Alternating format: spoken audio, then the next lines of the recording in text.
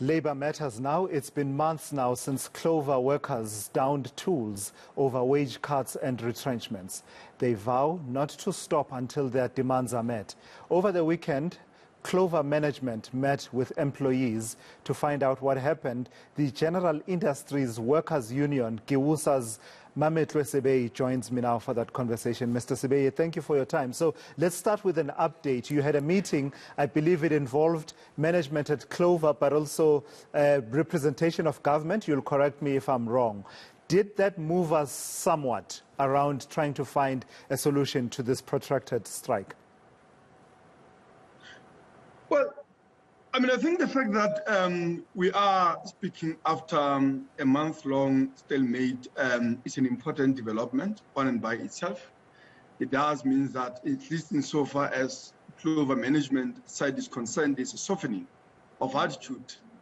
And I think the meeting was also significant in a sense that it was led at a very high level by the CEO of the company, who himself has declared, both in a conversation telephonically, but also, publicly, that he is committed to working with us towards, saving jobs, towards avoiding factory closures, which I think can only be the framework for discussions going forward. There was also government, which we believe that it has to be part of solutions. We've been calling for their interventions. So the Minister of Trade and Industry has appointed a special envoy, who is also the executive director of the Industrial Development Cooperation, which we think has an important role, particularly if we are, to look as to how do we maintain these factories where they are so that we preserve jobs, not just for our members, but also the children of our members and future generations of workers in those particular small towns. So insofar as the progress is concerned, look, it was the first meeting after, after a whole month. The parties stated their issues. There was declaration of commitment, but not much progress has been made. Parties have went back, and I think to seek more mandate, because now for the first time we've also clarified concretely what do solutions look like if we are to stop austerity measures at Clover against the workers that are employed. What do solution looks like to avoid factory closures in Lichtenberg and other areas where this are happening, but also how do you avoid job losses without conditions that Clover management demanded. So all of these are on the table, but also if Milko goes, what is an alternative to that? Because we want Milko gone out of Clover and indeed out of South Africa for reasons that we've stated before. So all of that are on the table. They were clarified. Both government and Clover management are clear about that. Parties are going to seek mandates, and I think we're going to move forward in the next discussions. So now that you have the vision of what the solutions you are seeking look like, you are now on a journey towards that. What happens in the interim in terms of some kind of, a detente of sorts, such that you don't have a situation where Clover was interdicting you in court, you were involved in skirmishes. I believe there was something that played itself out where we are told, at least from the side of Clover, that it led to the death of a security guard, after encountering some protesting workers. So what does the journey look like? Is it a matter of, cooling of temperatures in the interim while the conversation gathers steam towards the solutions you've identified? Absolutely not. If anything, I think we are planning escalation, and we have said yesterday that, those negotiations are not the main side of negotiations. People who have sent there are just special envoys to actually harvest the fruits that we are gaining in struggle.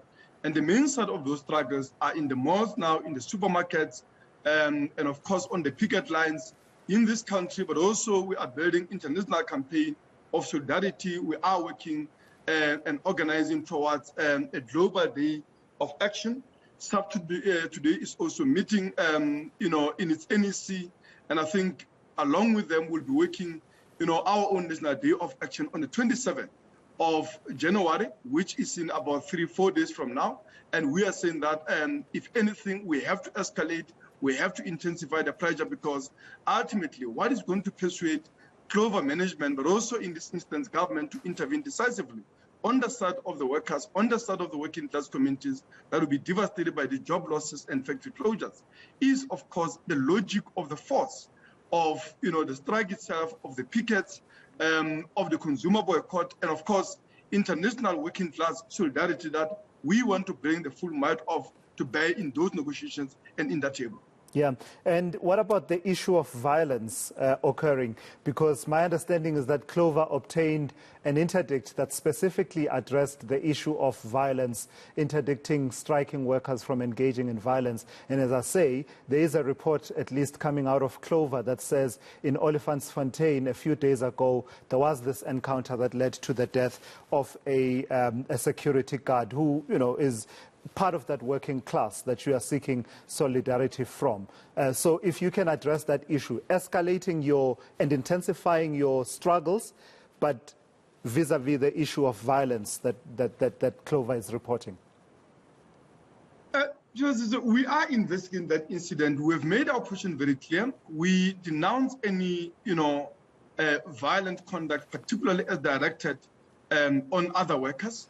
Regardless of what assignment they've been given. We have outlined our plans. Our plans for escalations are predicated on organization, unity, and of course solidarity of the working class with the workers of Clover, with the people of Palestine.